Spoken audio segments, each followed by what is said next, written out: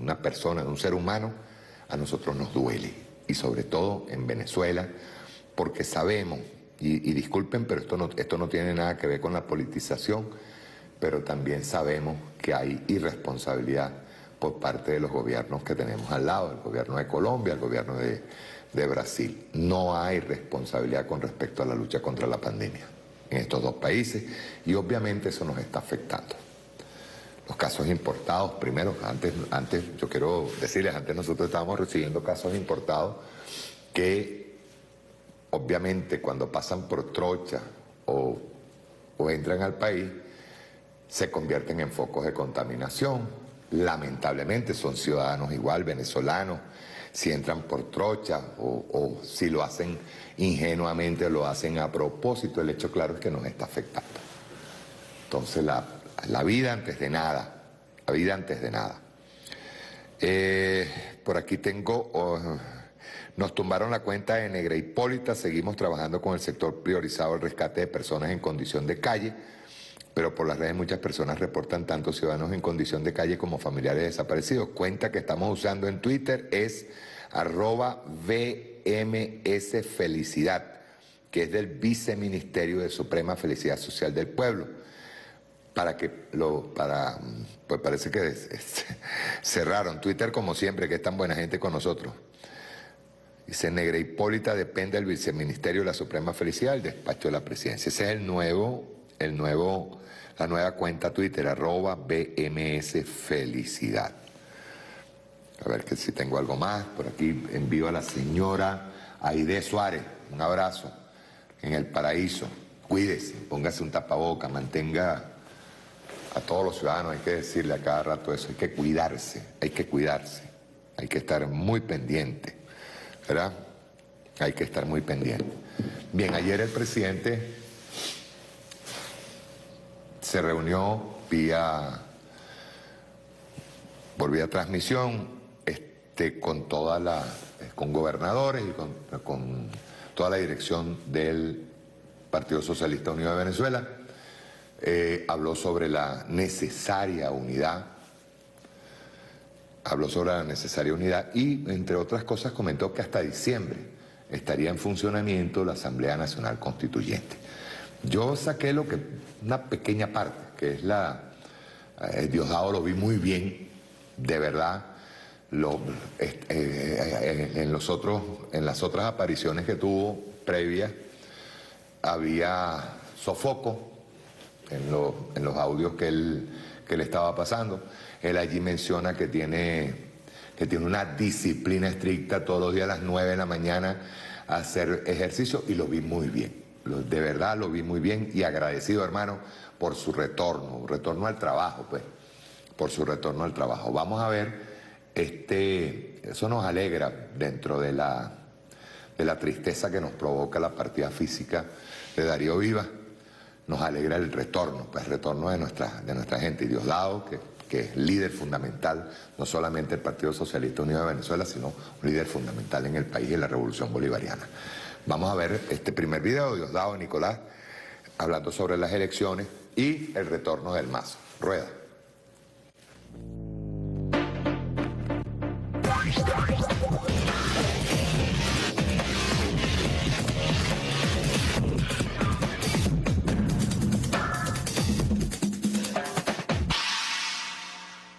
Y presidente, bueno, las tareas que usted nos ha venido dando, las hemos venido cumpliendo. Ayer tuvimos una reunión con Héctor Rodríguez, otro doble mío, que la gente, yo de verdad, yo no tengo ahorita no ánimo de responderles a esta gente, ¿no? Que ellos nos ven, nos retratan y entonces comienzan a buscar. Ese no es Diosdado, no tiene los ojos rayados, los tiene marrón, fíjense, dense cuenta. Ese no es Diosdado porque él no se para así, ahora me conocen todos. Y nosotros hemos dicho desde el primer momento, usted lo sabe, presidente, porque usted ha estado pendiente desde el primer momento de nuestra enfermedad, desde el primer día. Ha estado pendiente que nosotros anunciamos inmediatamente que habíamos salido positivo. Y además, nuestro tratamiento, que es bueno porque también vienen las especulaciones. Yo también estuve en un hospital público. Mi tratamiento fue en un hospital público. Y debo decir y agradecer a los médicos cubanos y al equipo de médicos venezolanos que están así unidos, los enfermeros, las enfermeras, por la atención prestada, por la medicina que siempre estuvo allí, presidente, gracias al esfuerzo pues, del gobierno de traer medicinas de tantas partes del mundo, de tantas partes del mundo a pesar del bloqueo. Por eso creo que el primer elemento que nosotros debemos poner en la mesa es la situación de nuestro país, el bloqueo infame, el bloqueo criminal que desde Estados Unidos le imponen a Venezuela, el gobierno de Estados Unidos, con algunos aliados, cada día menos afortunadamente, ¿no?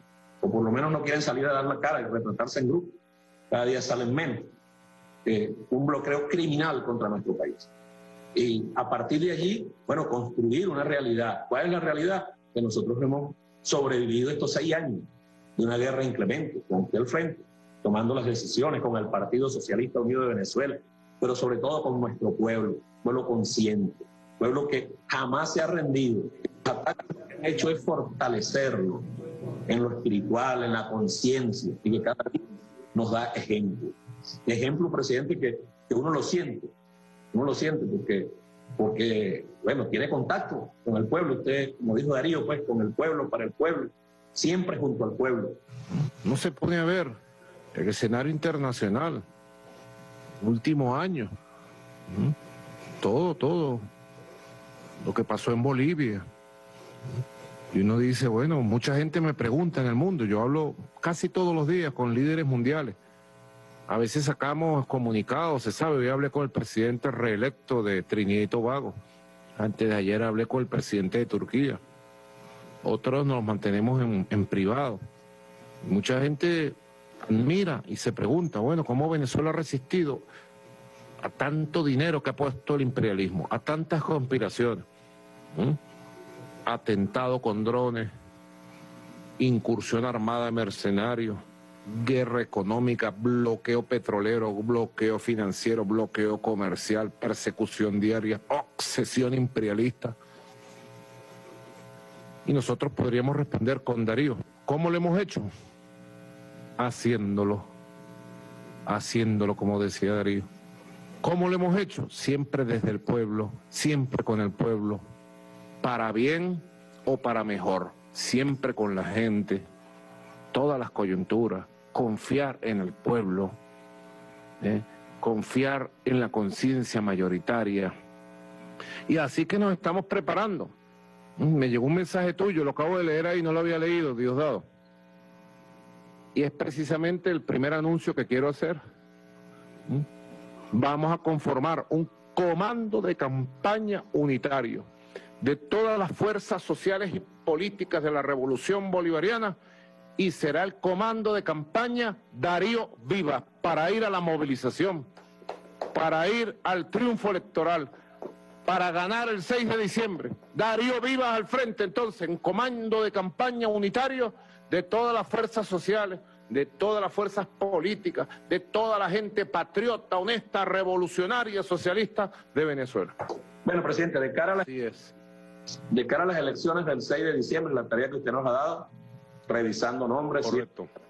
Efectivamente, ya tenemos, yo diría que un poco más del 90%, ya tenemos los nombres, estamos revisando. ¿Cuánto crees tú?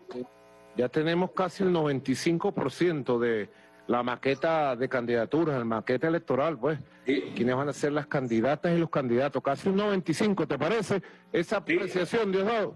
Tal cual, presidente, está por ahí, porque recuerde que ahora nosotros tenemos, no son 165 diputados, son 277 diputados y diputadas. O sea, hay más espacio, hay más posibilidades para cuadros nuevos, hay más posibilidades para los aliados, muchas más posibilidades para los aliados y los aliados del Gran Polo Patriótico, para los movimientos sociales, para los movimientos campesinos, de trabajadores, de la juventud, afrodescendientes, personas con discapacidad, sexodiversa, los movimientos religiosos, todos y todas, las mujeres que son una fuerza extraordinaria.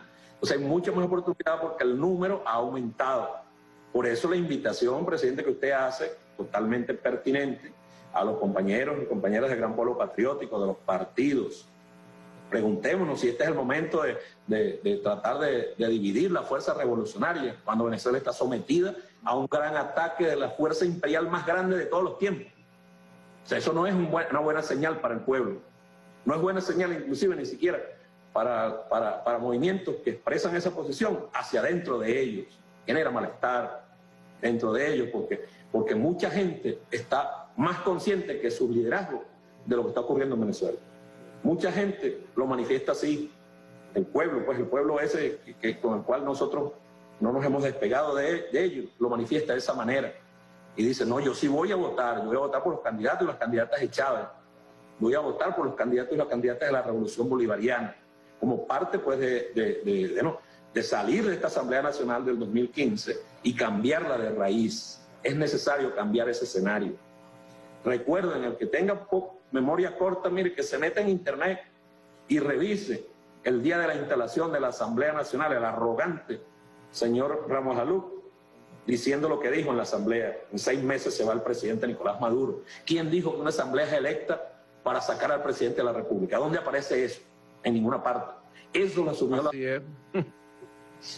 lo asumió la oposición venezolana, dirigida por Ramos Aluc. La arrogancia, sacar los cuadros de Bolívar, del Bolívar amulatado de la Asamblea Nacional. No vamos a hablar de los cuadros del comandante, porque bueno, está bien, pero Bolívar en verdad, porque ese es un Bolívar amulatado, que no es el Bolívar de la aristocracia, de nariz perfilada y bueno, y todo lo que ellos inventan con respecto a la historia, como la escribieron ellos.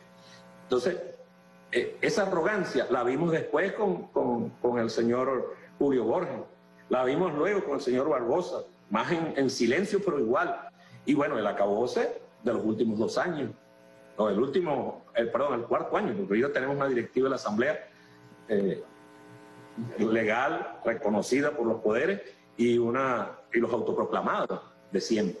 Bueno, el que tenga memoria corta, el que tenga memoria y se le haya olvidado, vaya al 2015, enero del 2016, para que vea y decir, se va en 6 meses. Dios, ¿y qué vamos a hacer nosotros? Nos quedamos de brazos cruzados, se va el presidente, se acabó la Revolución Bolivariana. No, nuestro pueblo dijo no, y nosotros nos hemos mantenido aquí, presidente, por ese amor del pueblo, por ese empuje del pueblo, por esa conciencia del pueblo. Por eso el llamado a la unidad es imprescindible. Yo le pido, de verdad le pido a los compañeros de los partidos, los movimientos sociales, y ellos saben cómo comunicarse conmigo y yo sé cómo comunicarme con ellos, que nos sentemos lo que necesitamos, que nos sentemos lo que tengamos que sentarnos, pero aquí nosotros tenemos que salir un solo bloque, porque quien tenga tendencias divisionistas, el pueblo se la va a recordar. Y la historia, un país agredido, un hombre que se llama Nicolás Maduro, que es un simple obrero, pero que está en la presidencia de la República, y todos los días el imperialismo dice que lo va a secuestrar, que se lo va a llevar. El Abraham dice que lo van a eliminar antes de diciembre. Mírenme los ojos, me van a eliminar antes de diciembre. Dios con nosotros, Dios con nosotros. Un bloqueo total a toda nuestra economía, a las finanzas. Ayer hubo una marcha en Londres pidiendo que se le regrese el oro a Venezuela, de los movimientos revolucionarios de Londres y de Inglaterra. Y nosotros aquí resistiendo. Y que una sola persona, un solo líder de un partido piense en dividir las fuerzas revolucionarias, es grave. A mí me duele. Es grave. Es mezquindad.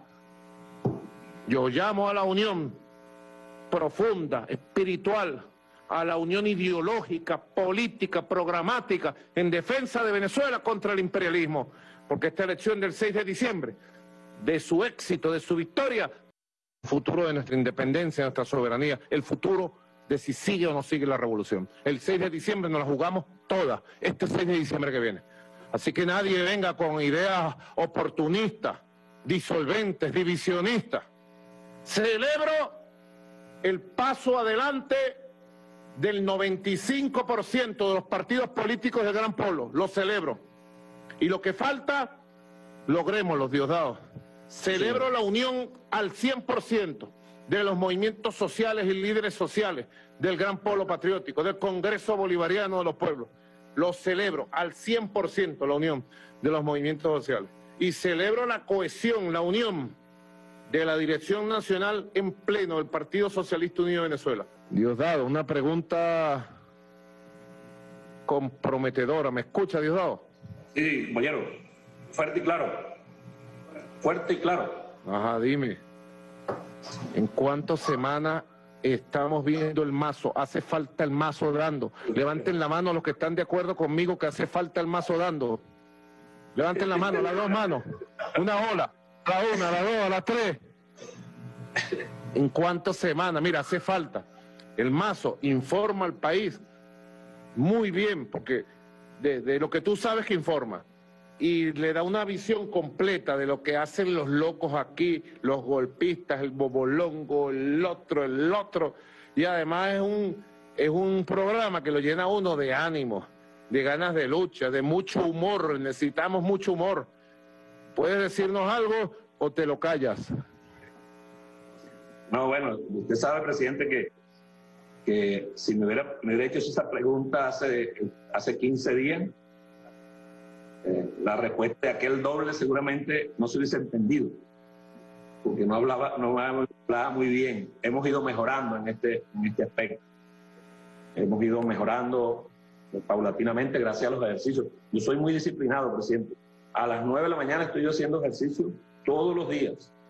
Ejercicio bucal, qué bueno, vale. El cuerpo, recibiendo la visita de los médicos aún, porque bueno, en verdad no fue fácil, pues, fue una lucha muy dura, muy dura. Algunos compañeros han estado preguntando porque se angustian, ¿no? ¿Cuándo vas a salir? ¿Cuándo vas a salir? En la casa se creó una dictadura, presidente, terrible. En mi familia. Todos lo someten a votación. Y yo pierdo todas las votaciones. se reúnen allá, levanten la mano y no gano una. No he ganado ni una sola en estos. Bueno, entonces, esta pregunta se la voy a hacer yo a Marlene y al Consejo Comunal de la familia Diosdado. Es un consejo comunal, presidente. Pero tienes una visual, Diosdado. Sí, presidente. Yo mediante los pasos que he venido siguiendo en mi recuperación, yo pienso que en unos 15 días nosotros pudiéramos estar ya recuperando algunas, quizás no las 4 horas, las 5 horas que uno hacía, pero siempre con el pueblo. Es necesario, presidente, siempre con... Eso me llena a mí también, mi espíritu, porque la gente, no es solo lo que uno dice, sino las cosas que uno recibe. Eso que usted dice, la gente, yo no sé si decía, no, nos hace falta el mazo. Bueno, o sea, no le hace falta a Diosdado, solo es que es el mazo que le hace falta. Alguna gente que escribía. Pero en verdad, presidente, es parte de ese cariño. Ese programa ya es un patrimonio del chavismo, pues, del chavismo. Y yo creo que en unos 15 días, presidente, nosotros pudiéramos estar ya calentando los motores. Bueno, además en un buen momento, ¿no? En un buen momento, ¿no? Ya en 15 días tenemos las elecciones en cuanto octubre, septiembre, octubre, noviembre, diciembre. 3 meses. 3 meses y algo, ¿no? En buen momento. Los equipos políticos, ¿cómo se llama? Los comandos de campaña, los candidatos y las candidatas por los estados, las listas, los circuitos. O sea, es un buen momento para retomar esta vía y además retomar el contacto directo con nuestra gente.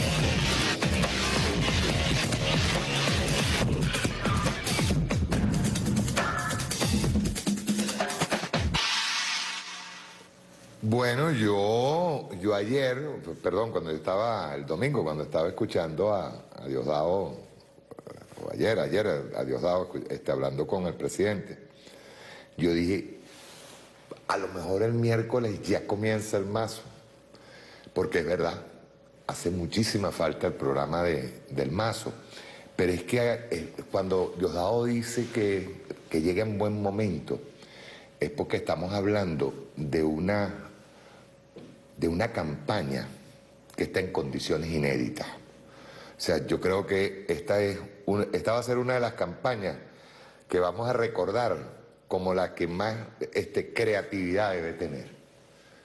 Primero porque tenemos que resguardar a los candidatos.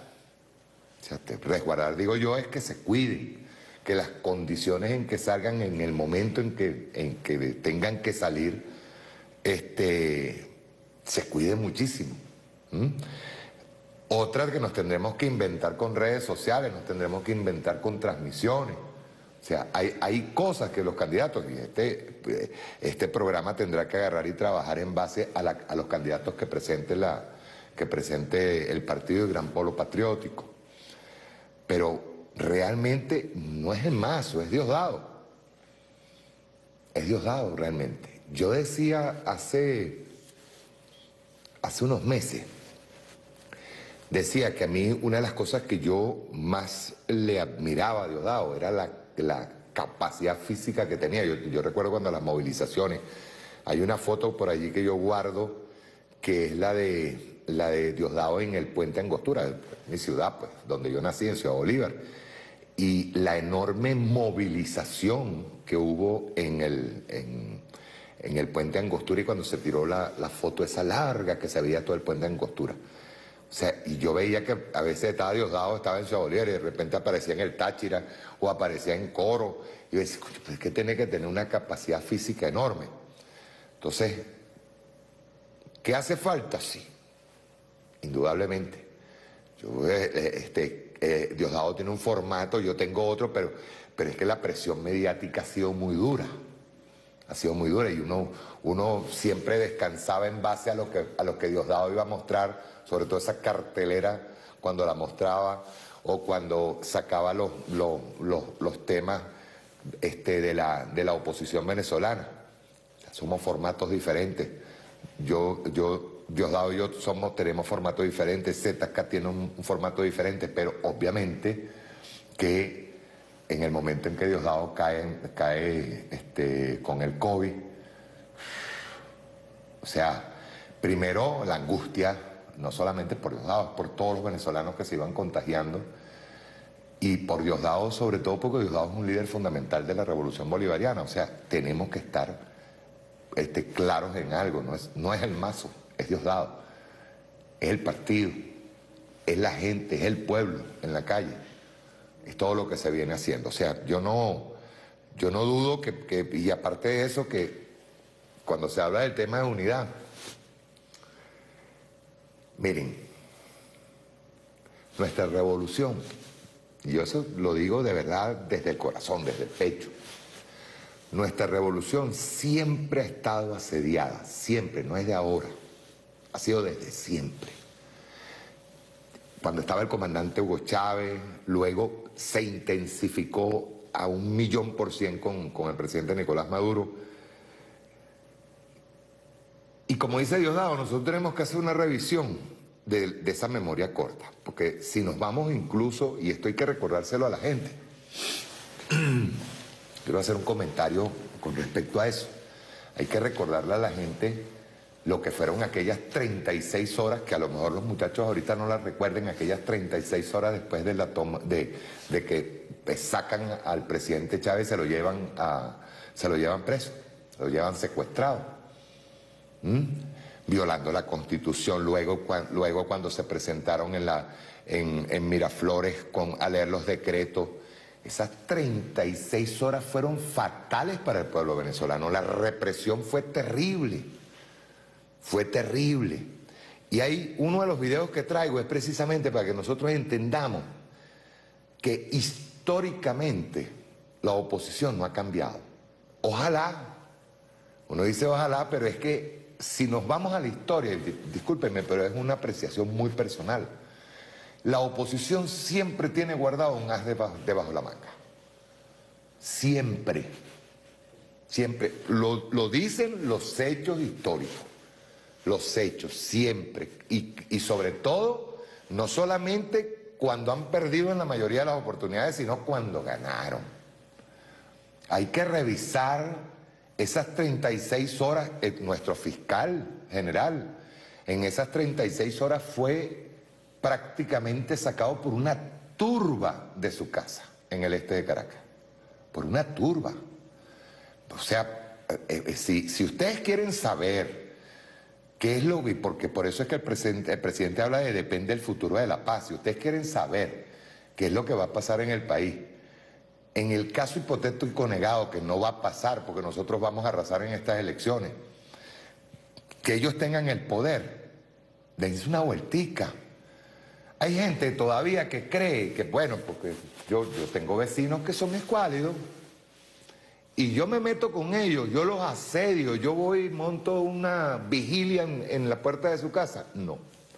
Nosotros ganamos las elecciones y reconocemos cuando hemos salido derrotados. O sea, no es que salimos de inmediato a gritar fraude, no, los que inmediatamente tienen un plan por debajo de cuerda siempre ha sido la oposición venezolana. No vamos a ir muy lejos. En las elecciones presidenciales, el señor Henry Falcón se presenta en el CNE, ¿para qué? Para tener un discurso hablando de fraude. O sea, históricamente, la oposición venezolana siempre ha tenido un as debajo de la manga. O por lo menos los pocos demócratas que pueden quedar en la oposición venezolana y que han tratado pues de aconsejar, ir por el camino democrático, han sido avasallados por los sectores que viven comprometidos con Estados Unidos a tumbar la revolución bolivariana. O sea, nos están cazando. Cuando nosotros perdimos las parlamentarias, más de uno fue asediado, porque ya ellos creían nada, y cuando salió Ramos Ayú sacando el cuadro de Bolívar y el cuadro de Chávez de la Asamblea Nacional, y prometiendo que en 6 meses sacaban al presidente Nicolás Maduro, pues hay que tener la memoria fresca, que es lo primero que se vio. Dijeron, nada, ya tenemos lista la revolución bolivariana. Ya lo podemos derrocar. Eso ha sido siempre, eso ha sido histórico. Jamás ellos han ido por el camino correcto, y estoy hablando del sector golpista, siempre ha prevalecido por encima de algunos personajes de la oposición que quieren agarrar y llevar una vida en sana paz. O sea, o por lo menos buscar la victoria a través de las urnas como debe ser. Eso es histórico, ahí no hay nada que... Nosotros tenemos que agarrar, yo le voy a pasar 2 videos ahorita. Primero, cómo es la guerra contra Venezuela. Y segundo, esos mitos que hay de la oposición venezolana. La oposición venezolana nunca ha cambiado. No es un cliché. Entonces, ¿cómo nos debemos presentar nosotros ante ese hecho claro, cierto, histórico? ¿Cómo tenemos que presentarnos? ¿Divididos? No. Y siempre hay que recordar el último mensaje del comandante Hugo Chávez y su grito de batalla. Unidad, lucha, batalla y victoria. Pues no hay otra. O sea, nosotros debemos entender esto, y el gran polo patriótico tiene que agarrar y sentarse, vamos a conversar, porque estaríamos poniendo en riesgo. Primero, porque ¿quién aprovecha una división? ¿La aprovechamos nosotros? ¿La aprovecha la revolución bolivariana? Para nada. Y eso lo he debatido yo hasta la saciedad. Yo puedo tener diferencias con algún candidato, sí.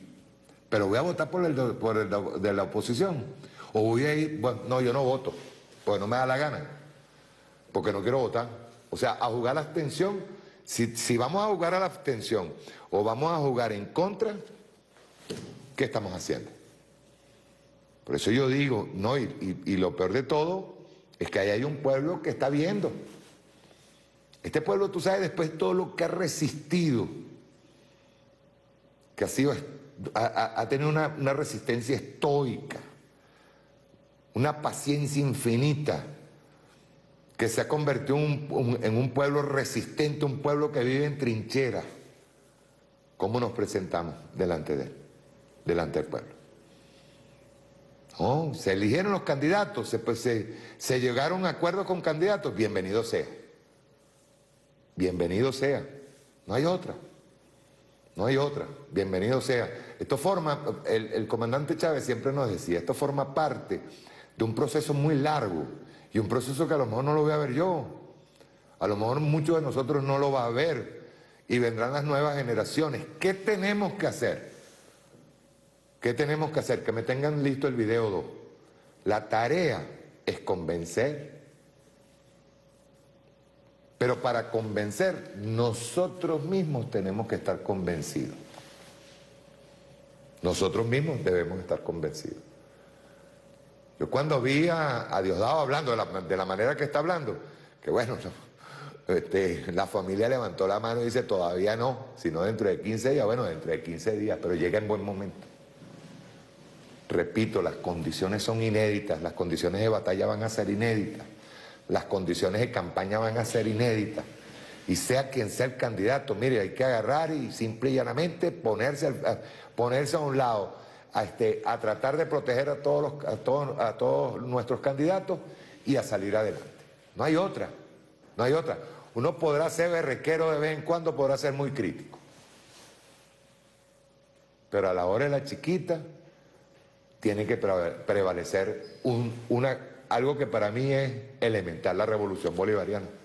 Este proceso es complejo, esto no es un proceso corto, esto es un proceso complejo, un proceso largo. Diosdado lo sabe, el presidente Nicolás Maduro lo sabe. Esto es un proceso largo, esto es un proceso muy complejo en donde nosotros no podemos jugar a las divisiones, ni jugar al maniqueísmo, ni jugar a los mismos errores que uno haya cometido. Pero, sí, imagínense también en eso. O sea, que te agarren, te guasan, te tiran contra el piso. Bueno, mire, hermano, así resurge el ave fénix. Lo que es indudable es que uno tiene que mantener una actitud revolucionaria. La actitud revolucionaria es simplemente yo no juego en contra de la revolución. ¿Tendré algún descontento? Lo voy a tener. Siempre va a haber algún descontento, siempre va a haber alguna crítica. ¿Es malo? No es malo. Pero que al final prevalezca la unidad. Unidad, lucha, batalla y victoria. No hay otra. No hay otra. Y yo estoy absolutamente seguro, créanme, absolutamente seguro, porque las discusiones siempre se dan en medio de en medio de la batalla previa a las elecciones. Siempre se da la discusión y el debate. Eso no es raro, no es extraño. Pasa desde que estaba Chávez, pasa ahora con el presidente Nicolás Maduro. O sea, no hay nada extraño que suceda. Pero se los digo porque tengo la fe absoluta de que nosotros vamos a derrotar a la oposición venezolana de una manera tal que no van a tener opciones ni van a poder hablar de fraude. Y conste, repito, que históricamente ellos van a saltar. Aquí les puedo decir ahorita, pues, 18 de agosto. ¿Por qué Venezuela es uno de los temas prioritarios en el nuevo Plan Colombia? Acaban de firmar otra vez el Plan Colombia, Trump, como lo firmó Clinton cuando en tiempo de Chávez, como lo firmó Obama y ahora lo está firmando Trump. ¿Y a qué le llaman a eso? Ahora le dicen, tiene otro nombre, ahora le dicen Colombia Crece. Es el mismo Plan Colombia. ¿Cuánto están invirtiendo ahorita, empezando? Porque saben que son una pila de ladrones, 2.600 millones. Pero realmente se han gastado más de 7.000 millones de dólares en el Plan Colombia. ¿Para hacer qué? ¿Para erradicar los cultivos? ¿Para acabar con el tráfico de drogas hacia Estados Unidos? No. Más bien han incrementado los cultivos, más bien se ha institucionalizado el narcoestado. ¿Y cuál es la presea de oro? ¿Cuál es digamos, el premio? ¿Venezuela? Ese es el premio para Duque, el premio para esa nueva oligarquía que acaba de meter preso al otro, acaba de renunciar, Uribe, acaba de renunciar al Congreso colombiano. Pero indudablemente ahí hay una mutación ¿de quién? Está cambiando de manos el narcoestado. 2 semanas consecutivas con masacres de niños, de jóvenes. 2 semanas. ¿Dice algo Estados Unidos sobre eso? No. ¿Dónde está la señora Bachelet para que hable de las masacres que han pasado? Que no solamente la masacre que está ocurriendo con el COVID y la irresponsabilidad de ese narcoestado, sino la masacre en contra de líderes sociales, la masacre contra unos niños, contra unos jóvenes. Por eso el comandante presidente agarró y le dijo el otro día, ocúpate de las masacres que están allá. No, que no vamos a reconocer las elecciones. ¿Y cuál es el problema? No las reconozcan. Entonces, ante ese marco de agresión, bloqueo criminal, ataques, planes desestabilizadores, robo del COVID, perdón, robo de Citgo, robo de monómeros, robo del oro, no nos permiten traficar, tener libre comercio con Irán para traer gasolina. No sé. ¿Qué estamos esperando? ¿Tú crees que yo me voy a detener en un momento tan delicado como este? Yo se lo estoy poniendo bien claro. Este momento para nosotros es... Uno siempre dice que las elecciones siempre son decisivas para poder mantener la paz, pero es que en este momento no solamente es la paz, es la soberanía. No solamente es la soberanía, es la revolución la que está en juego. Para ponerse a sentarse un curul o unos dos curules, yo eso no lo entiendo, discúlpenme, pero yo creo que prevalece el interés de la nación y el interés del pueblo venezolano y el interés de la revolución bolivariana. Es lo que creo. Habrá gente que se va a molestar conmigo con esto que estoy diciendo, pero es verdad.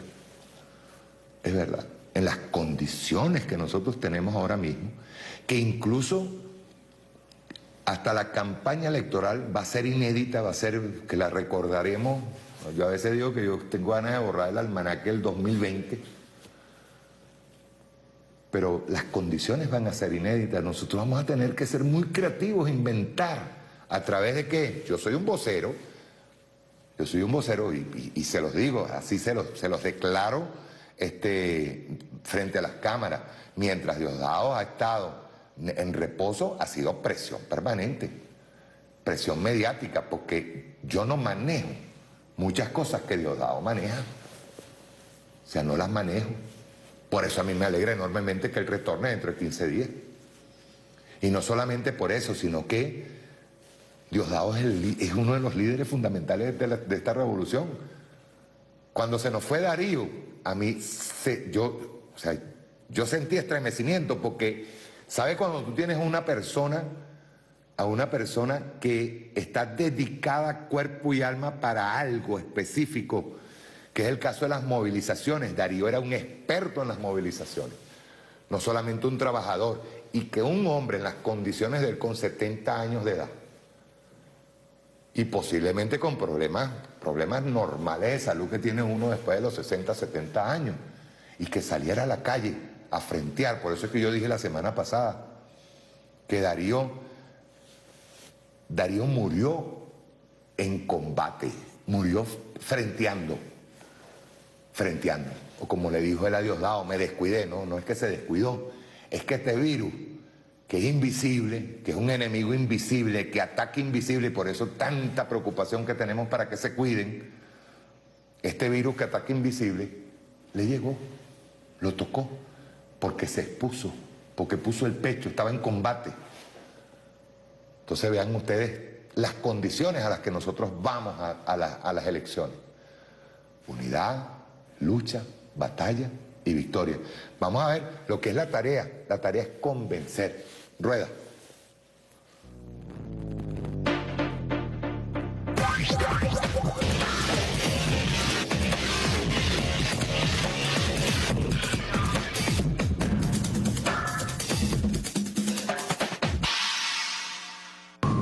Necesitamos tener nosotros mucha solidez moral, cada militante, ética y mucha seguridad en nuestros planteamientos para convencer.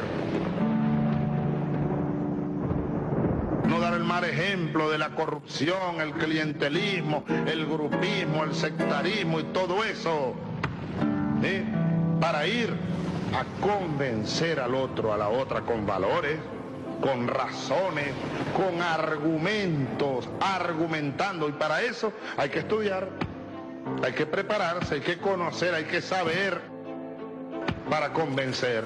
El proceso de argumentación para convencer al que no está convencido, al que tiene duda, y para solidificar el convencimiento de los que ya estamos convencidos, eso es vital para asegurar la hegemonía perenne. Eso es vital. Estamos obligados a convencer, como se decreta, una gran sociedad patriótica que incluye, repito, a los sectores medios de la población, a los intelectuales, a los profesionales, a los técnicos, a los llamados niní o apolíticos, como algunos malamente los llaman, así creo. Es un gran esfuerzo que tenemos que hacer. Dejémonos del sectarismo, aquí estamos nosotros, cierren la puerta. No, hay que abrir las puertas. A través del debate, del diálogo, ustedes tienen que desplegarse por todas partes. Métanse en la bodega, en el comercio, métanse allá en la industria, en la fábrica, los trabajadores. Esto es vital, porque los enemigos de Venezuela y nuestros adversarios internos están tratando y seguirán tratando con mucho esfuerzo todos los días de convencer a la población venezolana de que este camino, de que este gobierno es malo, es perverso, a meterle miedo acerca del futuro. Es la batalla por convencer. Ellos con su manipulación, su mentira, sus miedos, su propaganda de miedo, nosotros con nuestros argumentos, con nuestras verdades, con nuestra crítica, nuestra autocrítica, pero eso tiene que ser de todos los días y dedicados con esmero. La unidad no es aquello de monolítico, que vamos a ser todos iguales y todos patria muerta venceremos. No. La unidad es diversa, a veces es incluso contingente, es decir, va evolucionando, se fortalece, se debilita, como el huracán, sopla fuerte y de repente se va el viento, como la lluvia, llueve fuerte y de repente dejó de llover. Hay que ir cabalgando sobre la unidad, revisándola, fortaleciéndola, cohesionándola, alimentándola, con debates, con argumentos, convenciendo. Esto es vital. Ahora, los primeros convencidos tenemos que ser nosotros, para luego ser convencedores, permítanme la palabra.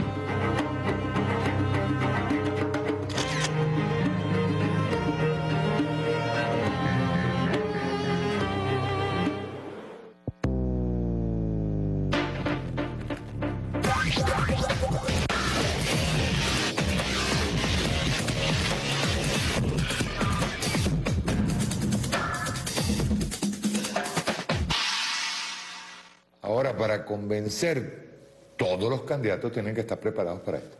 Todos tienen que estar preparados para la batalla que viene. Todos.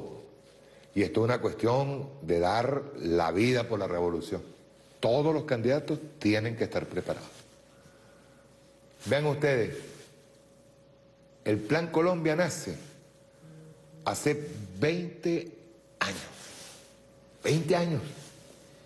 Justo cuando está entrando el comandante Chávez a la presidencia de la República, 20, 21 años, 22 años, pero un año después de entrar, 1 año, 2 años después de entrar el comandante Chávez, de ganar las elecciones. ¿Quién la firma? Bill Clinton. ¿Con quién? Con Pastrana. Luego, ¿quién firma? ¿Quién firma luego de Bill Clinton? Firma Bush. ¿Con quién? Con Uribe. Firma Obama. ¿Con quién? Con Uribe. Y ahora firma Trump. ¿Con quién? Con Duque.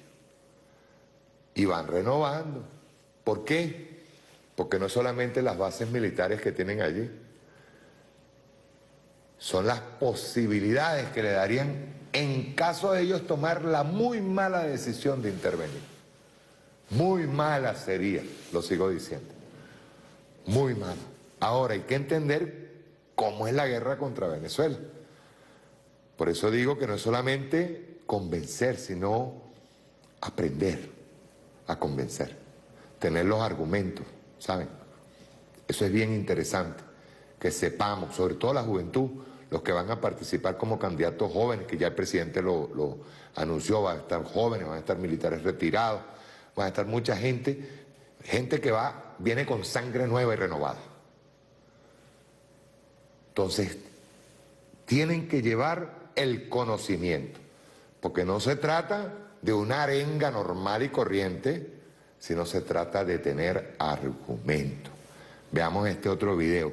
¿Cómo es la guerra contra Venezuela? ¿Cómo es la guerra?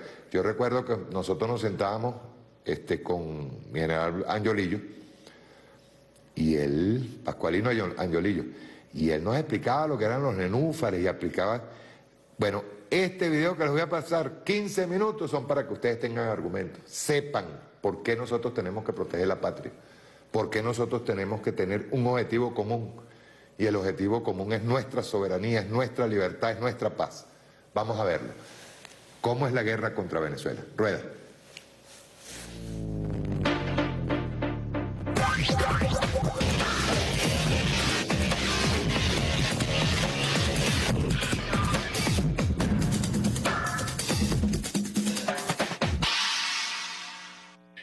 The sanctions, the evading sanctions, is a natural extension of the types of tactics, techniques, procedures that Maduro regime's been using to launder money, make money, gold, whether it's gold, diamonds, agriculture, the business enterprises that they use to buy off military loyalty and keep themselves in power. So the same types of interrelated evasion tactics, that's what they're using. Second countries, second, third countries, and front companies, cryptocurrency, money laundering. And so the key to putting more pressure on is in the financial realm and getting after the money flows. And we're working that space hard, but it's a complicated space to work in. It's DoD supported. And we're supporting our colleagues across the interagency and international partners with the increased intelligence sharing. So passing what we know about all the illicit activities, including the sanctions evasions, is very important. And where we can and where we want to, we put that out through our diplomats in the public space to call out what Maduro's doing with the complicity of international actors to mortgage the future of not just Venezuela, but the hemisphere. That strain is being felt across the hemisphere, and we see it. We see it with what it's done to the economies pre-COVID, and it will only accelerate that trends as we move forward. So it's a great question. It all points back to this larger web, this vicious circle, and the key going forward is how we can better share intelligence, and then how the international community can better leverage that to force and change the behavior of Maduro and the external state actors. ¿Cómo es la guerra contra Venezuela? El gobierno de los Estados Unidos viene asumiendo públicamente la agresión contra Venezuela. Sin embargo, esta actitud confesa no revela todos los detalles de la agresión. Algunos de ellos se publican a cuentagotas en informes militares y otros se desclasificarán en los años por venir. Pero ¿cómo se viene gestando el asedio contra Venezuela? El mayor general Pascualino Angiolillo Fernández viene sistematizando el conjunto de teorías y doctrinas de guerra no convencional que el gobierno norteamericano aplica de forma simple o combinada, circunstancial o permanentemente contra nuestro país. Nosotros revisamos aquellos antiguos autores de libros que decían que los futuros conflictos iban a ser por el acceso a recursos vitales. Pues sí, yo creo que ese futuro ya está llegando. La producción de ciertos recursos estratégicos, por ejemplo el petróleo. Tenemos una producción que para el 2015 a nivel mundial se tabulaba en 90.5 barriles de petróleo y teníamos una demanda para el cierre del año 2018 de 97.5 millones de barriles, es decir, un déficit de 7 millones de barriles de petróleo. Cuando usted observa que un recurso estratégico que es necesario, sobre todo para las grandes potencias, empieza a escasear, sin duda alguna se genera una perturbación en el escenario mundial, y es lo que estamos viendo. We're looking at the oil assets. It'll make a big difference to the United States economically if we could have American oil companies really invest in and produce the oil capabilities in Venezuela. Revelemos las 10 teorías de guerra no convencional que se están aplicando sobre la nación venezolana. 1. La teoría de la inteligencia estratégica para la política exterior norteamericana, desarrollada en el texto del mismo nombre por el teórico y agente de la CIA Sherman Kent en 1949. Nada nuevo. Esta teoría plantea el uso de armas no convencionales en las próximas guerras, procurando dos cosas: debilitar la voluntad y la capacidad de resistencia del enemigo y fortalecer la propia voluntad y capacidad para vencer. We expect today's measure totals $7 billion in assets blocked today, plus over $11 billion in lost export proceeds over the next year. Against Petróleos de Venezuela, Sociedad Anima, or PDVSA. 2. La teoría de los estados villanos, forajidos o canallas busca satanizar a gobiernos hostiles, entre comillas, tildándolos como estados dominados por regímenes autoritarios proclives al caos, que violan los derechos humanos, amenazan la paz mundial, propician el terrorismo o producen armas de destrucción masiva. Fue el filósofo norteamericano John Rawls quien en su teoría de la justicia estableció los postulados de esta tesis, que Reagan popularizara y que Bush rematara con el concepto de eje del mal en 2002 para designar a Irak, Irán y Corea del Norte. The troika of tyranny in this hemisphere, Cuba, Venezuela, and Nicaragua, has finally met its match. 3. La teoría de la legítima defensa. Los Estados Unidos han convertido esta doctrina en justificación de sus intervenciones militares, especialmente después de los ataques del 11 de septiembre, responsabilizando del atentado al movimiento Al-Qaeda y al régimen afgano, para así ejecutar la Operación Libertad Duradera. Pero, ¿qué ocurre cuando se trata de meras sospechas? El gobierno norteamericano replanteó el concepto y adoptó la doctrina de la guerra preventiva para atacar antes de ser atacados, aunque la amenaza fuera falsa, como ocurrió con las famosas armas de destrucción masiva nunca encontradas en Irak. People of the United States and our friends and allies will not live at the mercy of an outlaw regime that threatens the peace with weapons of mass murder. We will meet that threat now, so that we do not have to meet it later on the streets of our cities. El 9 de enero de 2015, el expresidente Obama emitió un decreto ejecutivo de emergencia nacional, el cual catalogó sorpresivamente a Venezuela como una amenaza inusual y extraordinaria para la seguridad nacional y la política exterior de Estados Unidos. ¿En serio? 4. La doctrina de la guerra justa. Nace en tiempos medievales durante la hegemonía eclesiástica europea, usada para propiciar intervenciones militares, lavarse la cara y disfrazar de justas las agresiones más injustas. Con ella, los imperios suelen justificar guerras y modos de ejecutarla. En 1977, en el contexto de la Guerra de Vietnam, Michael Walzer publicó el libro Guerras Justas e Injustas, ofreciendo insumos morales y jurídicos para renovar la categoría y ofrecer más capacidad de justificación a sus adeptos. 5. La teoría de la responsabilidad de proteger. Es un recurso jurídico del sistema internacional convertido en excusa para legitimar el derecho de las potencias militares a la injerencia, bajo el argumento de impedir un sufrimiento mayor a la población de otros territorios. But it's a very sad thing. We're not looking for anything other than taking care of a lot of people that are starving and dying in the streets. Teóricamente, solo el Consejo de Seguridad es quien puede hacer uso de ella cuando se trata de situaciones reales o percibidas de genocidio, limpieza racial, crímenes de guerra y crímenes de lesa humanidad. Libia, intervenida en 2011 con la excusa de proteger a su población con un resultado de más de 50.000 muertos, y Siria sufriendo bombardeos humanitarios, entre comillas, sobre la población civil, son ejemplos de esta doctrina. 6. Teoría del golpe duro, suave e inteligente. Para su teórico fundamental Joseph Nye, el poder duro puede asimilarse a un empujón asociado al uso de la fuerza y el dinero. Aplica sanciones, bloqueos y boicot para estrangular y generar daños a la población del país objetivo.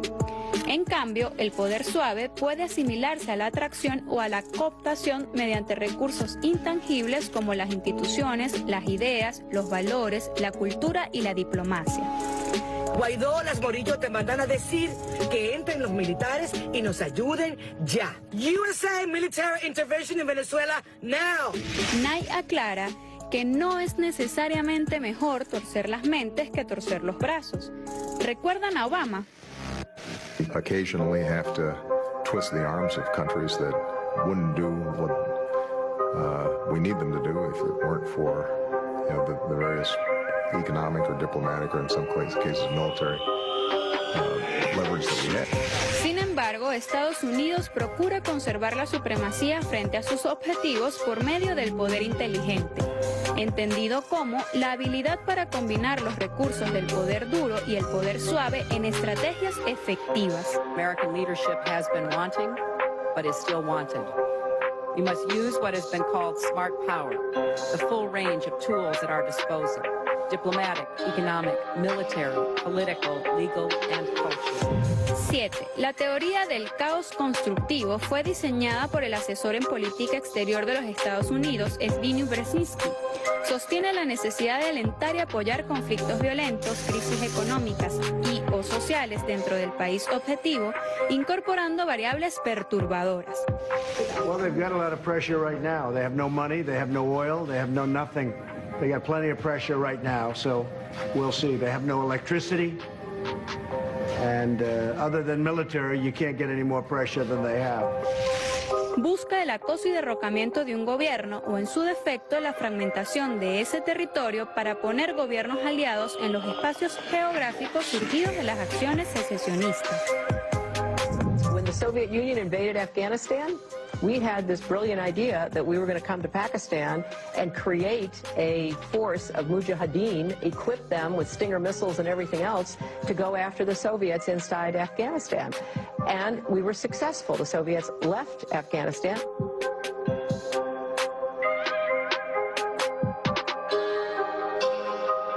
And then we said, great, goodbye, leaving these trained people who were fanatical in Afghanistan and Pakistan, leaving them well armed, creating a mess, frankly. 8.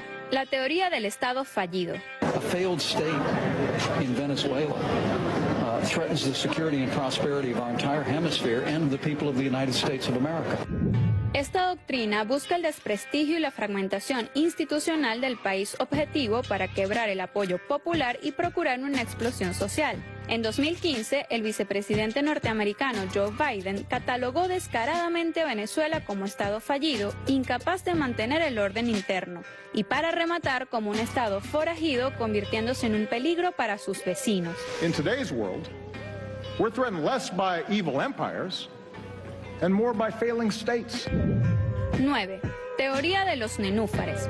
En la 10ª Conferencia de Ministros de la Defensa de las Américas, realizada en octubre de 2012 en Uruguay, la delegación de Estados Unidos asistió mostrando especial preocupación, entre comillas, por los desastres naturales y la protección al ambiente y la biodiversidad. Entonces plantearon la necesidad de instalar bases de atención rápida a las catástrofes naturales, curiosamente en espacios suramericanos y caribeños de gran valor geoestratégico. Estas estrategias de intervención son denominadas nenúfares, como aquellas plantas acuáticas desde la que salta una rana hacia su presa. ¿Recuerdan la tragedia de Vargas de aquel 15 de diciembre de 1999? Estados Unidos ofreció al gobierno venezolano ayuda, entre comillas, para atender esta tragedia a través de un portaaviones militar. El presidente Hugo Chávez se negó, pero la amenaza sigue latente. Fue el primer conflicto que tuve yo con Estados Unidos, me acuerdo clarito, porque yo le dije que necesitamos aquí 1000 marines, creo que eran 1000 y pico. Iban a desembarcar en La Guaira, pues, con armas y todo. 10. Teoría de guerras híbridas. Aplicada por el ejército de Estados Unidos y desarrollada por el marín Frank Hoffman. Esta teoría está concebida para la intervención en las grandes urbes o en terrenos complejos. Puede ser conducida por estados, así como por una variedad de actores no estatales, incorporando modos de guerra diferentes con capacidades convencionales, tácticas y formaciones irregulares, actos terroristas, incluyendo coerción, violencia indiscriminada y desorden criminal. Las guerras no convencionales son igual a un virus o un cáncer. No se ven los síntomas sino hasta que está muy avanzada. Parecen no ser tales porque no hay soldados, tanques ni aviones, pero es la expresión más avanzada de la lucha de clases.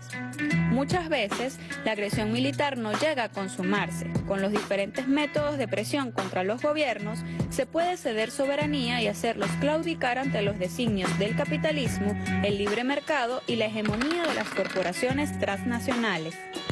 All options are on the table. All options have been on the table. All options are open. All options are on. All options are. All options. All options are on the table. Everyone. The strong ones and the less than strong ones. Every option, and you know what I mean by strong. Every option is on the table with respect to Venezuela. Fin de la cita.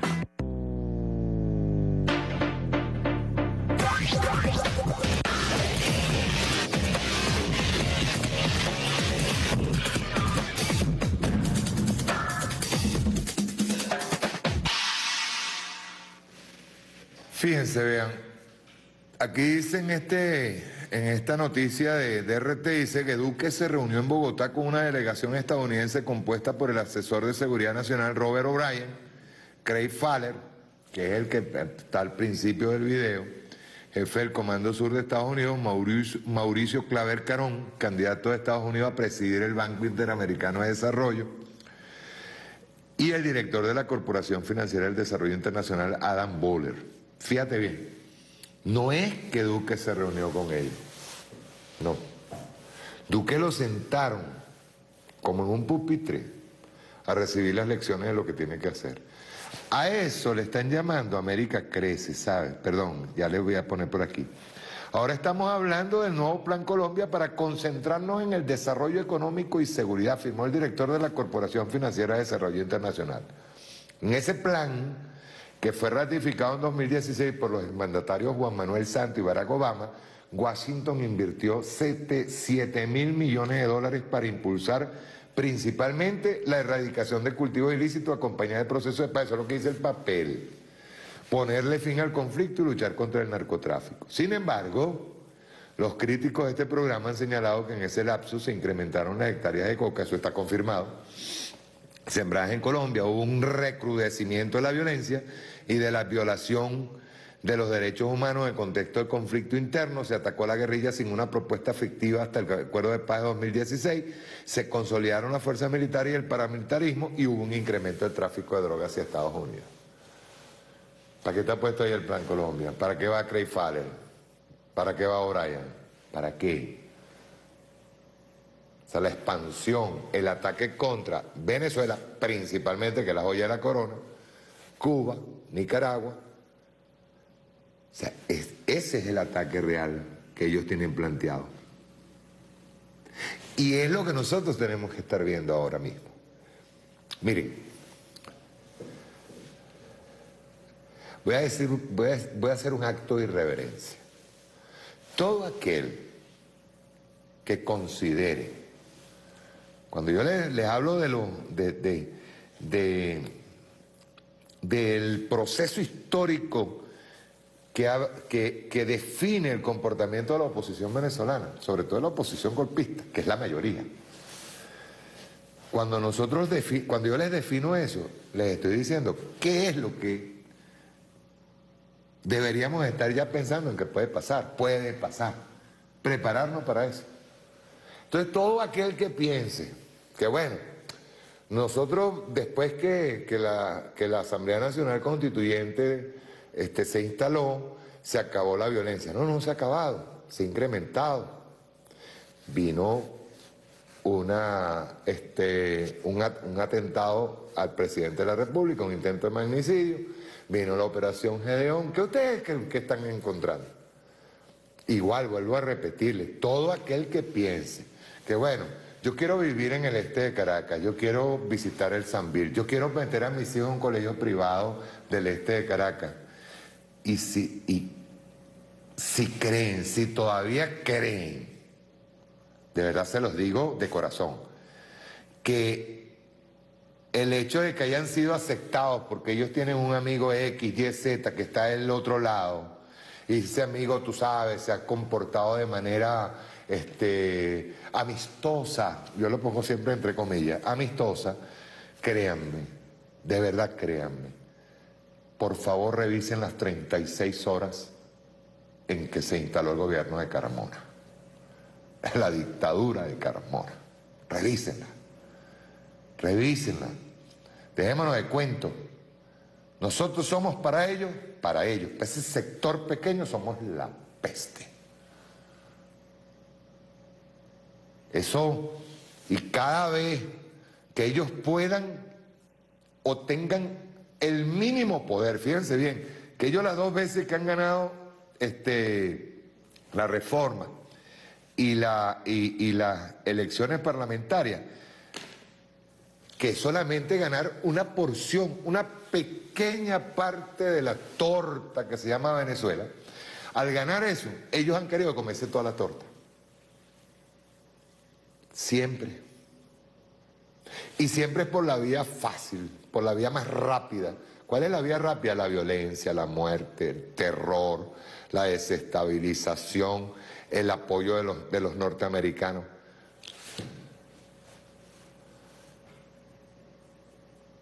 Hay que convencer con argumentos, ¿saben? Sentarnos a convencer con argumentos. Yo no me estoy sentando aquí, en este momento, sino a decirle que tengamos muy en cuenta lo que es la soberanía, lo que es la revolución, que no se hace de un día para otro, que habrá que radicalizar algunos aspectos, habrá que radicalizarlos, para eso está el debate.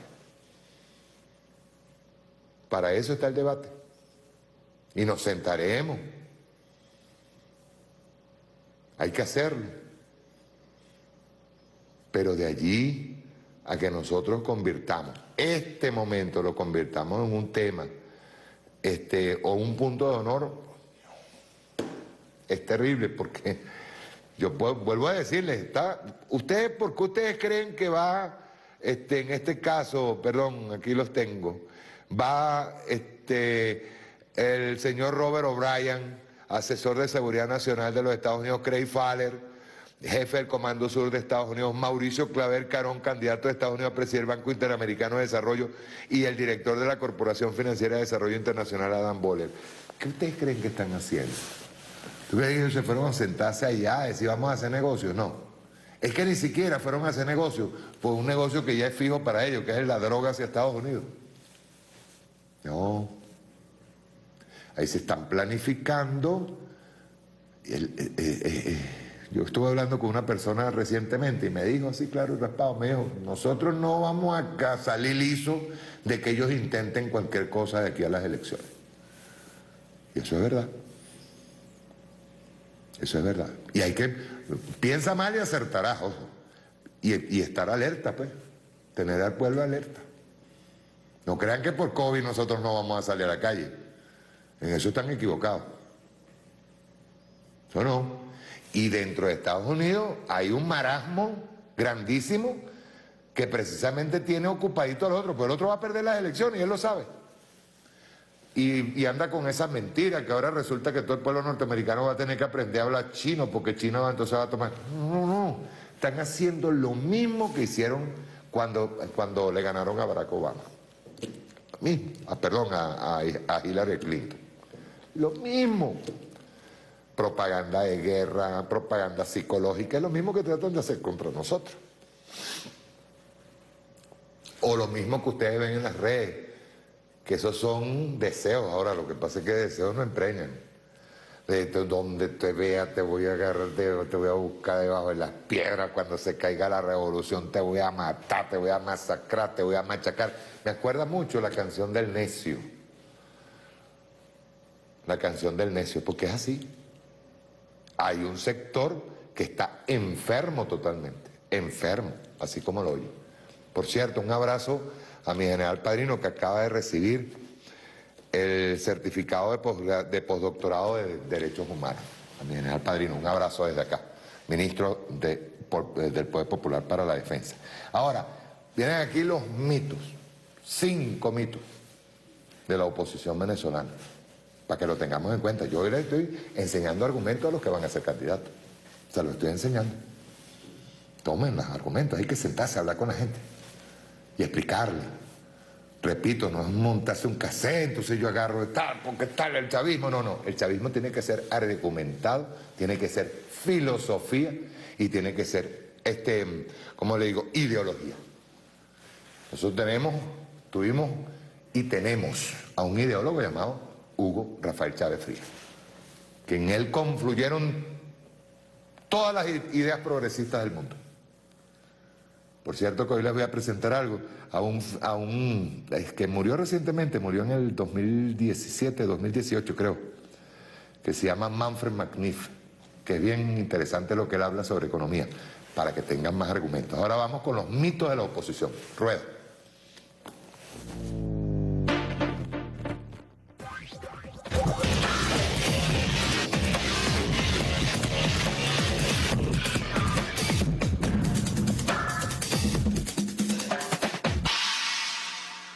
Desde la llegada de Hugo Chávez al poder hace ya 20 años, han sido constantes los intentos del gobierno de Estados Unidos en derrotar a la revolución bolivariana.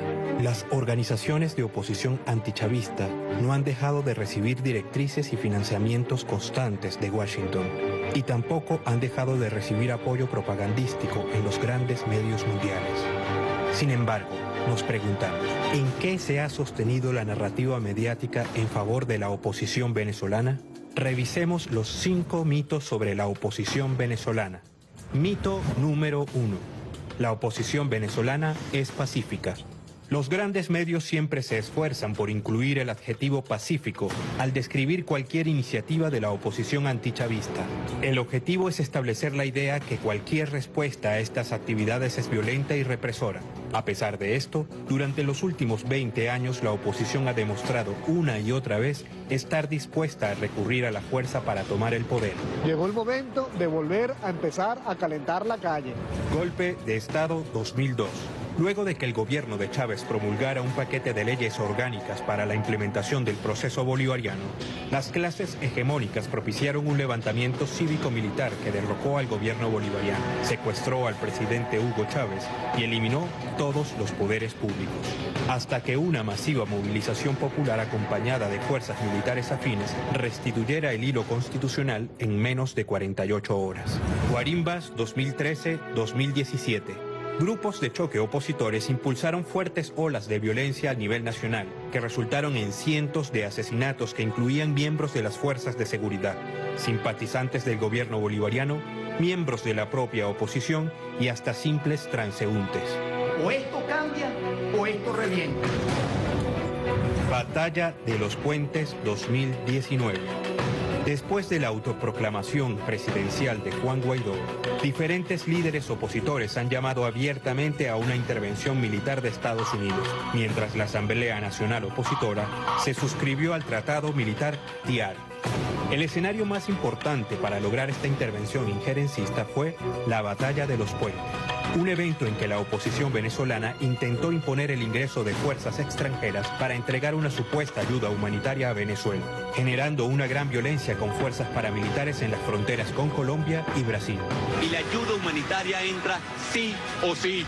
Mito número 2. La oposición venezolana es democrática. La otra etiqueta siempre asociada a la oposición venezolana es la de democrática. Esta es una extensión del llamado excepcionalismo norteamericano y la propaganda que sostiene su política exterior. Todas las acciones de Washington, y por tanto de sus aliados en Venezuela, son presentadas como defensa de la democracia, y en consecuencia sus promotores son demócratas. Contradictoriamente, en las más de 25 contiendas electorales en Venezuela, la oposición venezolana ha boicoteado, cantado fraude y saboteado permanentemente las instituciones y normas democráticas en Venezuela.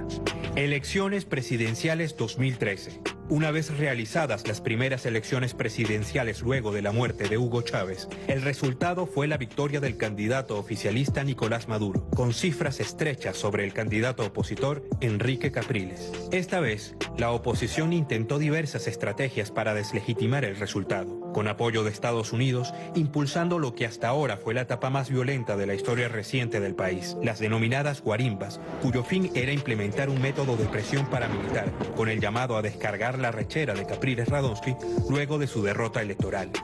Descargue toda esa esa rechera. Elecciones Asamblea Nacional 2015. Luego de ganar las elecciones legislativas de este año, la oposición se dedicó a utilizar el Parlamento para derrocar al gobierno del presidente Maduro. El liderazgo opositor intentó inventar un proceso de impeachment, reducir la duración del mandato presidencial, además de cuestionar la nacionalidad del presidente Maduro y otros artilugios anticonstitucionales fuera de la potestad de la Asamblea Nacional. Elecciones presidenciales 2018. En lo que ha sido el patrón en las contiendas recientes en Venezuela, los principales sectores de la oposición decidieron no participar en las elecciones presidenciales del 2018, proclamando de antemano que las elecciones serían fraudulentas. Esta estrategia sentó las bases para la autoproclamación ilegal de Juan Guaidó como presidente y para el recrudecimiento de las sanciones del gobierno norteamericano. Mito número 3. La oposición venezolana es honesta. Históricamente la derecha política en Venezuela ha sido catalogada como corrupta. Los 40 años de puntofijismo dejaron en claro que la honestidad no es uno de sus dones. Muchos de los líderes de entonces permanecen como voceros de la oposición ahora. En la actualidad, a solo unos pocos meses de la administración autoproclamada de Guaidó, también quedó en evidencia su talante deshonesto. Presupuesto para ayuda humanitaria 2019. Uno de los más grandes escándalos del año 2019 dentro de la propia oposición tuvo que ver con el presupuesto recogido en Colombia por concepto de ayuda humanitaria durante el mes de febrero de ese año. Los propios medios pro oposición revelaron que los enviados de Guaidó habían gastado cientos de miles de dólares en hoteles y restaurantes de lujo, compras de bienes y productos costosos, viajes y otras extravagancias como el pago de damas de compañía. Alianzas con el grupo paramilitar Los Rastrojos 2019.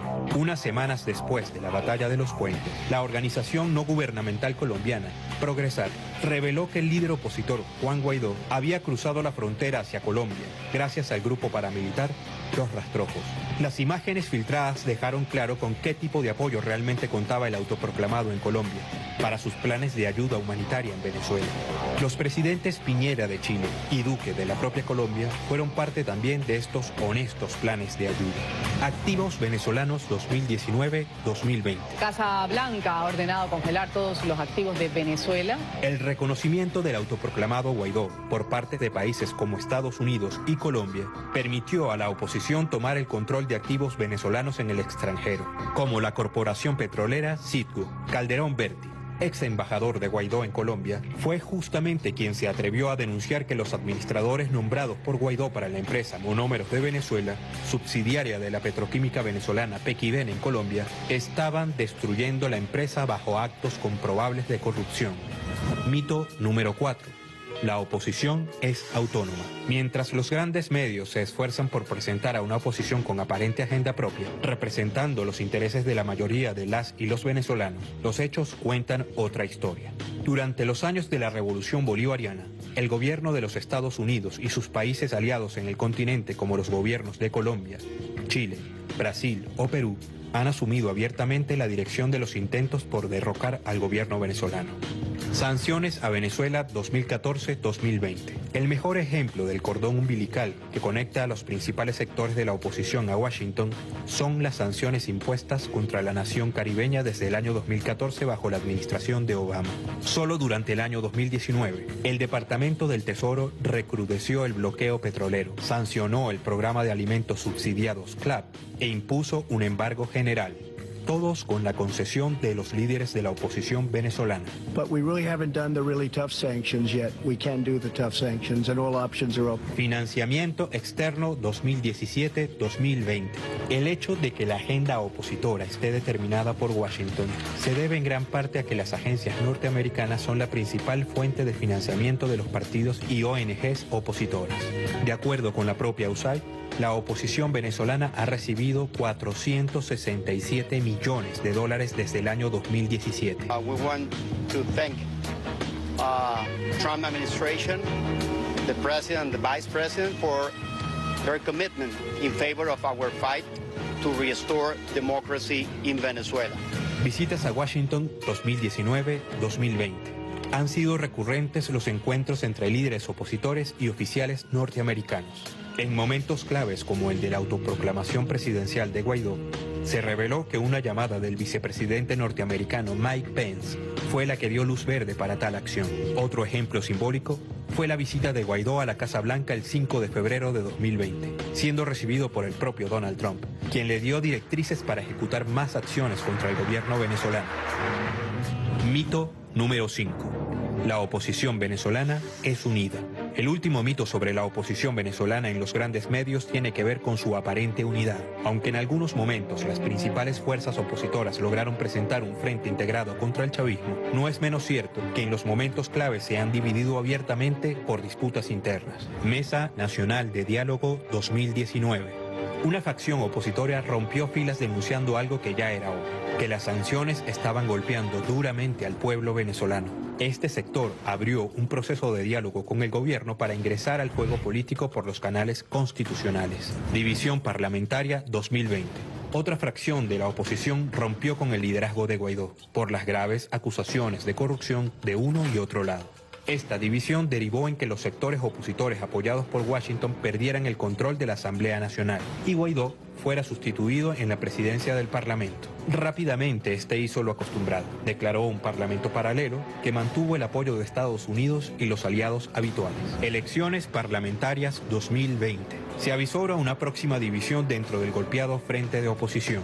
Estados Unidos ya tomó posición anunciando que no reconocerá las elecciones, mientras que otras y otros voceros opositores ya han reiterado su posición de no participar mientras no se logre derrocar al gobierno de Maduro. Sin embargo, partidos tradicionales en Venezuela como Acción Democrática declararon su intención de participar. En conclusión, la oposición venezolana se muestra violenta, antidemocrática, corrompida, desintegrada y errática durante toda la historia reciente venezolana sin perspectivas de corregir. La recién Operación Gedeón, un fracasado intento de golpe con mercenarios preparados en Colombia que intentaron una incursión por vía marítima a la nación, dejó en claro su talante. Por suerte para ellos, cuentan con los grandes medios del imperialismo y sus aliados, siempre dispuestos a construir los mitos que la sostienen.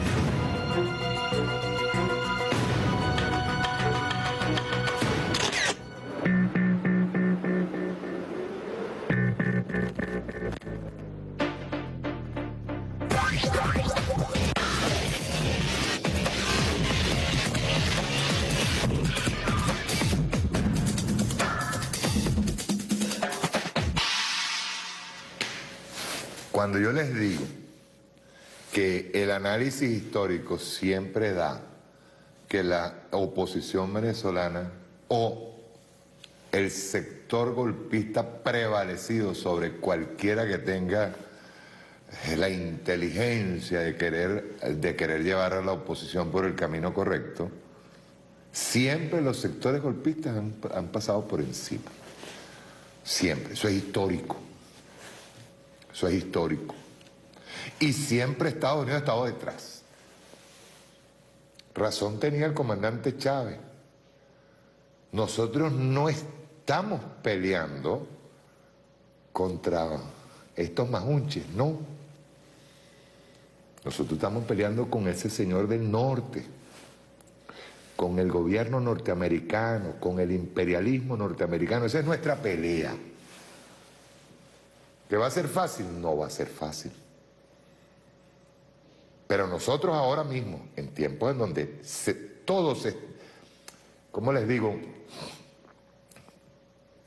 La misma pandemia aceleró un proceso de transformación. Para bien, para mal, pero aceleró primero digamos, el declive vertiginoso del imperialismo norteamericano, empezando por allí. Y sobre todo puso en duda todos los dogmas del capitalismo.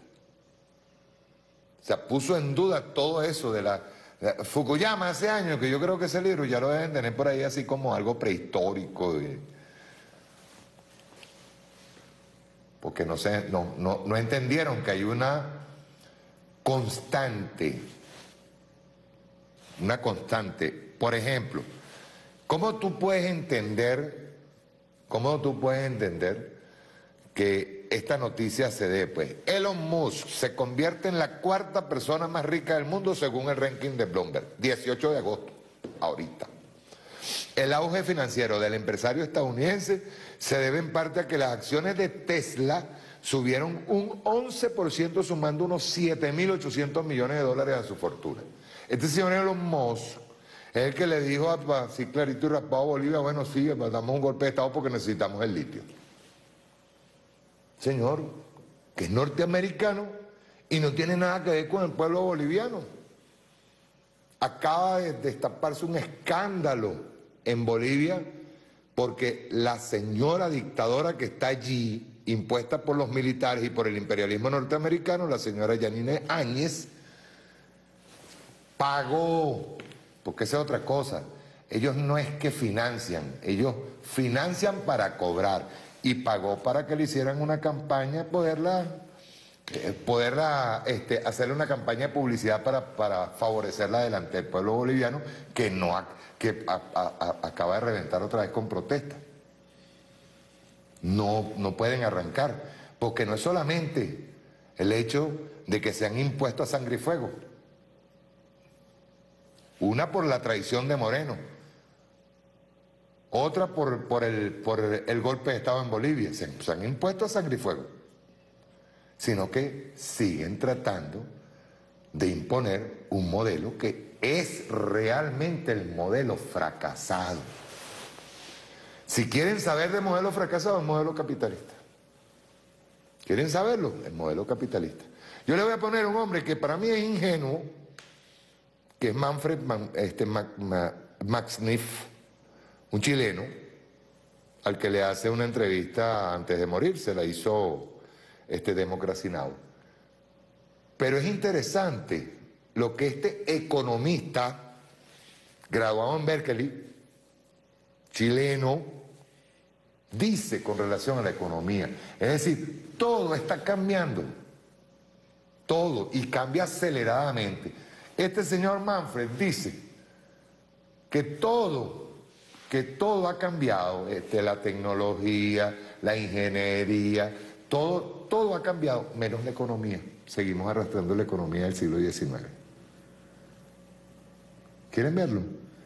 Me parece incluso a veces hasta ingenuo, pero él emite un concepto que no está errado.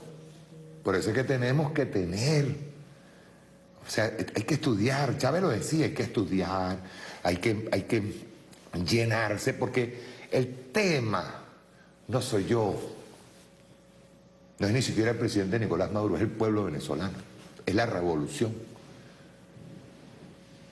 El tema no está arriba, el tema está abajo, está allí, es el pueblo emergiendo.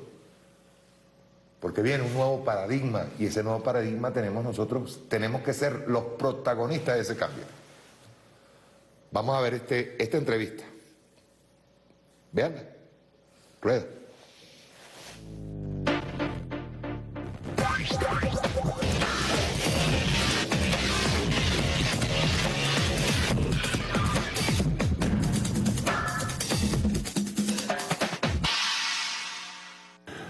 I worked for about 10 years of my life in areas of extreme poverty, in the Sierras, in the jungle, in urban areas, in different parts of Latin America. And at the beginning of that period, I was one day in an Indian village in the Sierra in Peru. It was an ugly day, it had been raining all the time, and there I was standing in the slum, and across me another guy also standing in the mud, rather not in the slum, in the mud. And well, we looked at each other, and this was a short guy, thin, hungry, jobless, 5 kids, a wife and a grandmother. And I was a fine economist from Berkeley, teaching in Berkeley, having taught in Berkeley and so on. And well, we were looking at each other, and then suddenly I realized that I had nothing coherent to say to that man in those circumstances. That my whole language as an economist, was absolutely useless. Should I tell him that he should be happy because the GDP had grown 5% or something? Everything was absurd. So I discovered that I had no language in that environment and that we had to invent a new language. And that's the origin of the metaphor of barefoot economics, which concretely means that it's the economics that an economist who dares to step into the mud must practice. The point is, that economists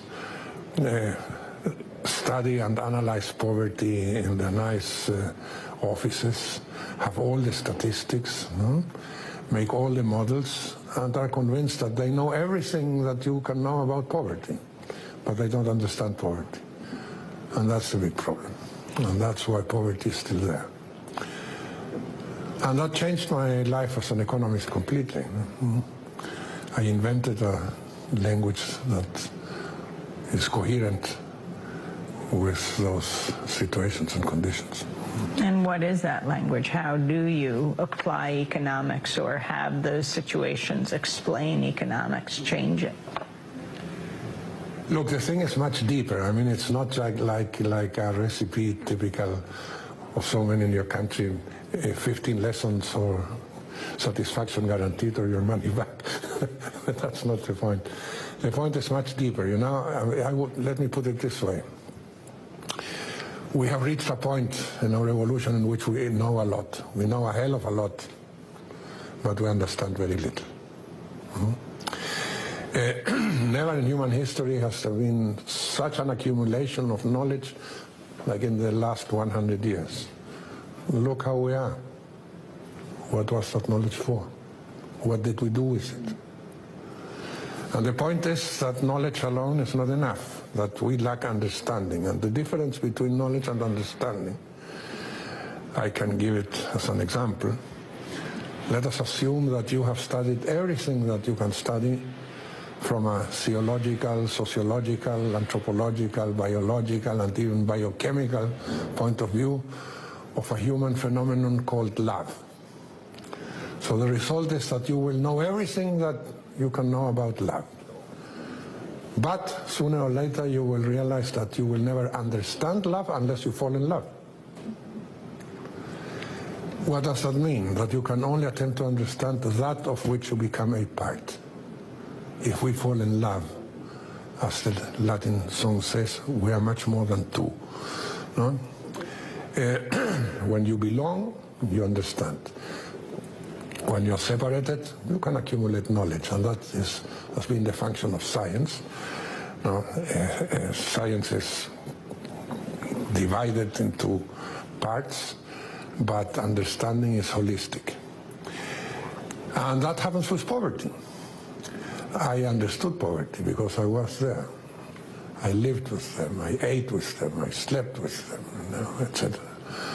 And then you begin to learn that in that environment there are different values, different principles compared to those from where you are coming, and that you can learn an enormous amount of fantastic things among poverty. What I have learned from the poor is much more than I learned in the universities. But very few people have that experience, you see. They look it from the outside, instead of living it from the inside. And you learn extraordinary things. The first thing, that people who want to work in order to overcome poverty and don't know, is that in poverty there is an enormous creativity. You cannot be an idiot if you want to survive. Every minute you have to be thinking, what next, what do I know, what can I do here, what this, and that. So your creativity is constant. In addition, that is combined, with networks of cooperation, mutual aid, and all sort of extraordinary things, which you no longer find in our dominant society, which is individualistic, greedy, egoistical, etc. It's just the opposite of that you find there. And it's sometimes so shocking that you may find people much happier in poverty than what you would find, in your own environment. Which also means, that poverty is not just a question of money. It's a much more complex thing. What do you think we need to change? Oh, almost everything. We are simply dramatically stupid. We act systematically against the evidences we have. We know everything that should not be done. There's nobody that doesn't know that.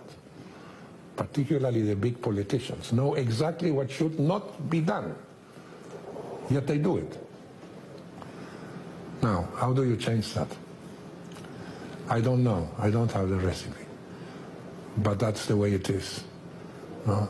And that is the definition of stupidity. The stupid act is the act you commit against the evidences you have. Don't go through this alley because it's very dark and there's a hole in it and you may fall in. No, don't worry. And you boom, and you fall in it. That's stupidity. And that is our situation today in the world. After what happened since October 2008, elementary, you would think, well, now they're going to change. They see that the model is not working. The model is even poisonous, dramatically poisonous. And what is the result, and what happened in the last meeting of the European Union? They are more fundamentalist now than before. So, the only thing that you can be sure of, that the next crisis is coming, and it will be twice as much as this one, and for that one, there won't be enough money anymore. So that will be it. And that is the consequence of systematical human stupidity. Now, why the hell are they so afraid to change when they know that this is an absolute collision? And instead of braking, they accelerate, I don't have a recipe against that, but I'm very afraid that what is still coming. What do you think needs to change? You're saying it's obvious, but what do you think needs to happen that they're avoiding? Well, to begin with, a completely new concept of economics. This economy is crazy and poisonous. I am an economist, and I've been fighting against the economy that is taught the way it is being taught and being practiced. I have been fighting it for almost 40 years of my life. Because it's an absurd economy that has nothing to do with real life. It's all fabrications, If the model doesn't work, it's not because the model is wrong, but because reality plays foul tricks. And reality is there to be domesticated, and become the model. That is the attitude. And that's systematic. In addition, what is the economy that is being taught in the universities today, everywhere? Neoclassical economics. Neoliberalism is an offspring of neoclassical economics. And neoclassical economics is 19th century. So we are supposed to solve problems of the 21st century that have no precedent with theories of the 19th century. We no longer have a physics of the 19th century, nor a biology, nor an engineering, no nothing. The only thing in which we stopped in the 19th century is in the concept of economics. And that is elementally absurd.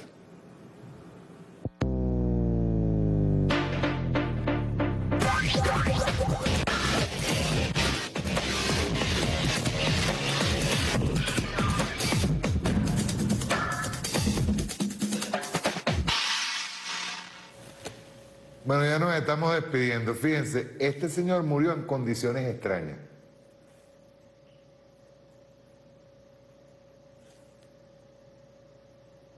Así aparece.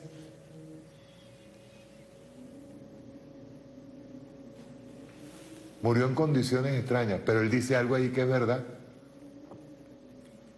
La ingeniería, todo lo que son las tecnologías, todo estamos en el siglo XXI, estamos prácticamente a punto de empezar a regar por todo el mundo el 5G, en las comunicaciones, tenemos ahora mismo, cosa que al imperialismo le afecta muchísimo, nosotros podemos tener así en tiempo real una noticia, sin embargo, la economía no. La economía se sigue aplicando desde Bretton Woods hasta para acá, se sigue aplicando igualito, desde antes de Bretton Woods. Desde el crack del 29 se sigue aplicando igualito.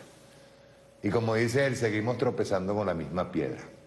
Hay un dicho, un refrán que dice, el hombre es el único animal que tropieza con la misma piedra. ¿Debemos aprender? Sí, mucho, mucho, mucho, porque no es mi futuro el que está en juego, es el futuro de la patria, el futuro de mis hijos, el futuro de mis nietos, el futuro de las próximas generaciones. ¿Se la vamos a entregar a los fascistas? ¿Se la vamos a entregar a Estados Unidos? ¿Se la vamos a entregar al imperialismo? ¿Arrodillarnos ante el imperialismo? ¿Qué es eso? ¿Se fijan por qué cada una de las elecciones que se nos han presentado, desde el momento en que el comandante Hugo Chávez decidió ir a elecciones, cada una de las elecciones han sido decisivas? No es que lo decimos como un cliché, no, no es un cliché.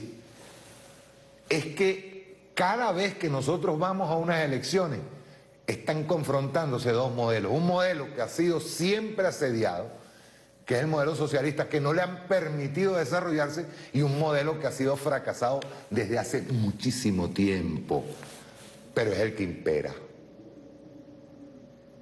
Es el que maneja los grandes medios, es el que maneja la mediática mundial, es el que maneja su supuesta verdad. Pero nosotros hemos aplicado en algún momento al modelo socialista, no hemos podido. Han habido intentos. Tenemos héroes tratando de implementar un modelo socialista. Fidel es uno, Chávez es otro. ¿Están entendiendo ahora? Esto es una confrontación de dos modelos y cada vez que vienen unas elecciones nosotros tenemos en peligro la patria. Eso hay que pensarlo y hay que tenerlo muy claro. Muy claro, la revolución no se va a hacer en 2 días. Eso es mentira. Y repito, mi problema no soy yo. Mi problema no soy yo. Por eso es que yo los programas los trato con seriedad. ¿Por qué? Porque mi problema no soy yo, mi problema son mis hijos, mis nietos, las próximas generaciones, mi patria, mi tierra, mi soberanía, mi libertad. Eso sí se llama libertad. Defender el socialismo como meta fundamental para la revolución bolivariana. No hay otra. No hay otra. ¿Por qué? Porque es el único modelo que apuesta, no ha sido implementado, pero que apuesta a una mejor distribución de la riqueza, que apuesta a beneficiar a las grandes mayorías. Ese es mi objetivo. Mi objetivo no soy yo. Yo no tengo por qué estar peleando un curul, ni mucho menos, no, nada de eso. Yo peleo por el futuro. Por el futuro. Mientras tenga voz, esa será mi posición. Como decía mi comandante Chávez, unidad, lucha, batalla y victoria, no hay otra. Chao, nos vemos el próximo sábado. Cuando al soldado no sirva la patria en el jardín de un general.